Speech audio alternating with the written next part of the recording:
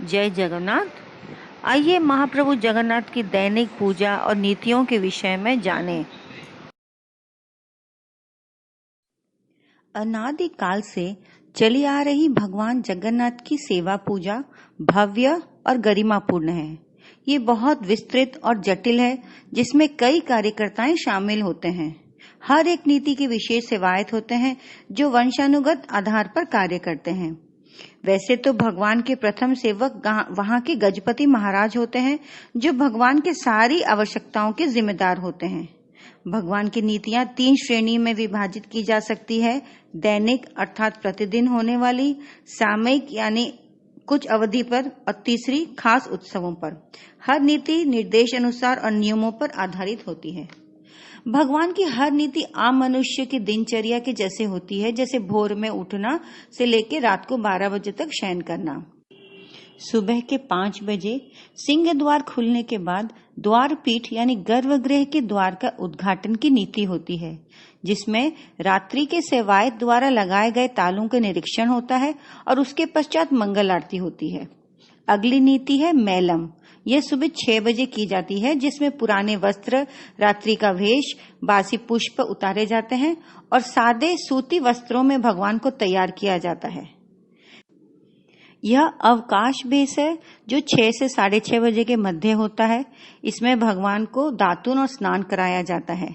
उसी समय एक ज्योतिष उस दिन की पंचांग भी पढ़ते हैं, तिथियां पढ़ी जाती है और बाकी नीतियां उसी मुताबिक की जाएगी। इसके पश्चात फिर से मैलम नीति यानी अवकाश भेष को हटाया जाता है। खास पर्वों को छोड़कर इस दौरान दर्शन करने के भक्तों को रत्न बेदी तक आने की अनुमति दी जाती है, जिसे सहन मेला कहते हैं। इसके पश्चात भगवान का बड़ा श्रृंगार किया जाता है, जिसे भेसोलागी कहते हैं। भक्त दूर से ही इस नीति का आनंद उठा पाते हैं और इसे उड़िया में भीतर कथा कहते हैं, यानी भीतर की बात। भगवान का श्रृंगार चलता रहता है और उधर रसोई घर में रसोई होमो यानी चूल्हा पूजा तथा मुक्ति मंडप के पास सूर्य मंदिर में सूर्य पूजा की जाती है। फिर दोनों द्वारपाल जय और विजय की पूजा की जाती है। 8:30 बजे भगवान का बाल भोग लगता है, जिसमें खोई, लड्डू, नारियल, केले इत्यादि लगते हैं। सुबह 10 बजे भगवान के 3 विग्रहों की रत्न सिंहासन पर पूजा की जाती है और राजभोग भी लगता है, जो थोड़ी संख्या में लगता है। 11 बजे फिर से मैलम किया जाता है, यानी फिर से वस्त्र बदले जाते हैं और तब भोग मंडप में पूजा होकर ढेर सारा प्रसाद लगता है। 11 बजे से 1 बजे मध्याह्न धूप की नीति में भगवान को सिंहासन पर पूजा किया जाता है, भोग लगता है और भक्तों को रत्न बेदी तक आने की अनुमति मिलती है।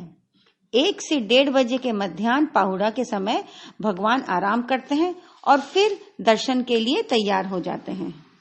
संध्या धूप 7 बजे होता है, जिसमें आरती होती है, भोग लगता है और फिर एक और आरती होती है, जिसे जय मंगला आरती कहते हैं।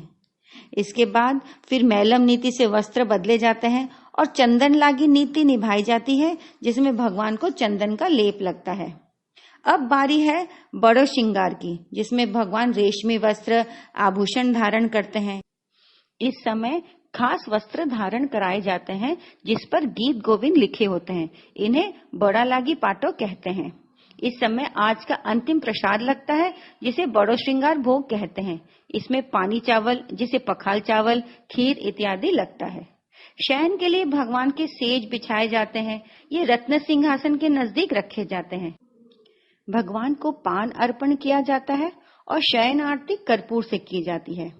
फिर देवों को गीत गोविंद पद सुनाकर सुलाया जाता है। मंदिर में सेवायतों द्वारा द्वार बंद करके ताले लगाए दिए जाते हैं। किसी को भी अंदर रहने की अनुमति नहीं है। यह नीतियां अपने निर्धारित समय पर किए जाते हैं, पर खास पर्वों पर भगवान को भी छूट मिल जाती है, कभी कभी समय की हेराफेरी करने में। विशिष्ट उत्सवों पर नियमित अनुष्ठानों के अलावा कई अन्य नीतियां भी निभाई जाती हैं, जो अतिरिक्त आकर्षण के तौर पर भक्तों को भगवान के दर्शन के लिए खींच लाती है।